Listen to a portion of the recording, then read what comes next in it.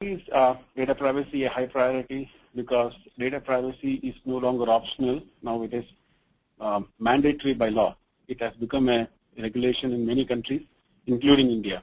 So data privacy is no longer a good-to-have feature or a good-to-have option for enterprise. It's mandatory by law. And data privacy is not specific to any country or any specific region. It's a global phenomenon, especially with a lot of developed countries, and many developing countries have already implemented regulations. They have passed bills in the parliament, which makes it mandatory for them to implement, which makes it mandatory for all the enterprises in that particular country to implement data privacy compliance. And they can do it in a variety of ways, which we'll be discussing it in the next few slides.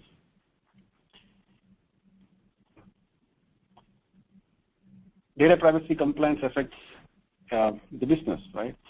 And many of the data breaches which has been observed is basically from internal weaknesses. Many of the companies have got culprits within their own organizations. Examples of such internal weaknesses can be employee misuse the payment card, payment credit card numbers, which contain sensitive information, right? Most often you use your, within your own company or within your own, an example might, a person is traveling on a business travel, right? And he's sharing his corporate credit card number with his IBM or any other organization's travel team, okay? So the travel team employee will have access to the employee's credit card information, which can be misused, potentially, okay? Another example of an internal weakness is an employee, when he's part of an organization, will have access to a lot of confidential data, which he is storing in his own laptop, and he can even share it or store it in an external hard disk. And even if he is not an employee of the organization, if he resigns from the organization, the data is still there at his personal level and can be potentially misused. Especially India becoming an outsourcing destination. It has always been a favorite outsourcing destination for many years now. We have had a lot of compliance problems wherein we had, we had a recent case wherein a bank employee was found misusing a person's credit card information. Okay, so stakes are pretty high, and there are a lot of issues which come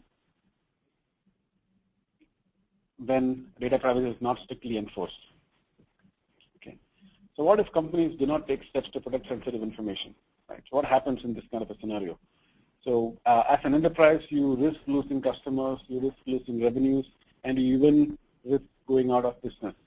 Okay. There was a study done by Onimon Institute which suggests that 35% of the customers will stop doing business with the company after a single privacy breach. Right? Imagine someone, a potential customer comes to know that if I store my hard-earned cash in a bank, and if I'm using a credit card company of a particular bank, it has been previously, some bank employee had misused the cash or had done some misappropriation using the credit card number, then it definitely would affect the business, right? A customer would not be wanting to have a credit card with that particular bank. So you do definitely have a potential risk of losing business. And when the same kind of occurrence of data privacy breach happens multiple times, the number of potential data loss or potential risk of business loss goes up to 45%. So that's significant. And